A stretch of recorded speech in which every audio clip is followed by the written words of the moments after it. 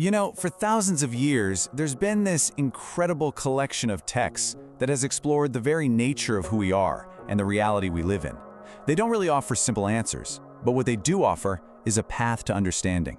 Today, we're diving into the ancient wisdom of the Upanishads and figuring out what it can teach our modern minds.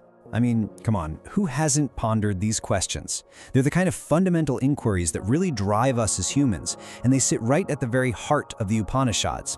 But here's the thing, these ancient scriptures do more than just ask. They actually invite us to find the answers ourselves through our own direct experience. So where did these pretty radical ideas even come from? Well, the Upanishads didn't just pop up out of nowhere. Nope. They were part of this massive evolution in thinking, a real turning point that changed a culture's entire focus from the world outside to the world within. So, picture this, ancient India, during a time of incredible change, right around 800 to 400 BCE. This was a period of huge intellectual and spiritual exploration, a time when thinkers started looking past the established traditions to find a much deeper meaning. And this really gets to the heart of that big shift. See, the earlier sacred texts, the Vedas, they were all about external practices, rituals, ceremonies, chanting hymns. But the Upanishads, they turned all of that inward. The main question was no longer about what you do on the outside, but about what you could know and, more importantly, experience on the inside. Okay, so we've got the context, but what exactly are these texts? And what does that name Upanishad even mean? Let's break it down. The whole intimate nature of these teachings is captured right there in the name. Upanishad literally means to sit down near. It just paints this powerful picture, doesn't it? A student sitting right there at the feet of a teacher, getting this profound wisdom not in some stuffy lecture hall, but through a real personal conversation, often in the quiet of a forest retreat. Now, you'll also hear the Upanishads called Vedanta. This term means the end of the Vedas, which is pretty clever because it works on two levels. Physically, yeah, they appear at the end of the Vedic scriptures, but philosophically, they represent the culmination, the ultimate goal, and the very essence of all the teachings that came before them.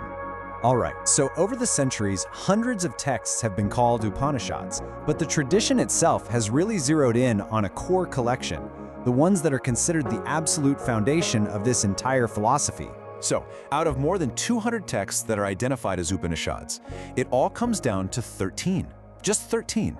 These are known as the Mukhya, or the principal Upanishads, and they're seen as the most ancient and essential foundation for this whole school of thought. And here they are. Now don't worry, you don't need to memorize all this, but just take a second to glance at the sheer variety here. You've got the Katha Upanishad, which explores death and immortality. Then there's the Mandukya, which dives deep into different states of consciousness. The Chandogya investigates the nature of reality itself. Each one is like a unique lens for exploring the human experience. Okay, this is all fascinating history, I get it, but why should any of this matter to us today, living in a world of deadlines and notifications and just constant noise?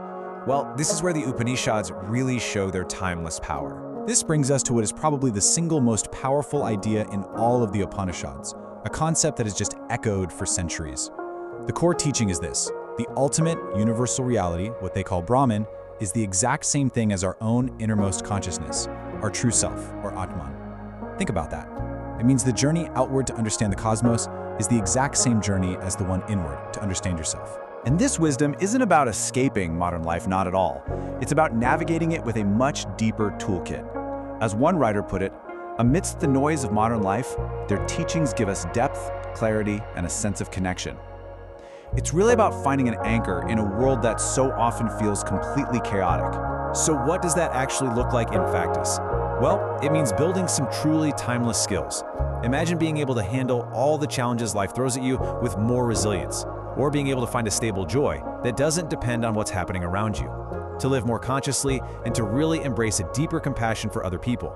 This is the practical promise of these teachings. So, ultimately, these ancient texts are so much more than just philosophy. They're a practical guide. They offer a map to this vast, undiscovered territory that lies within each and every one of us.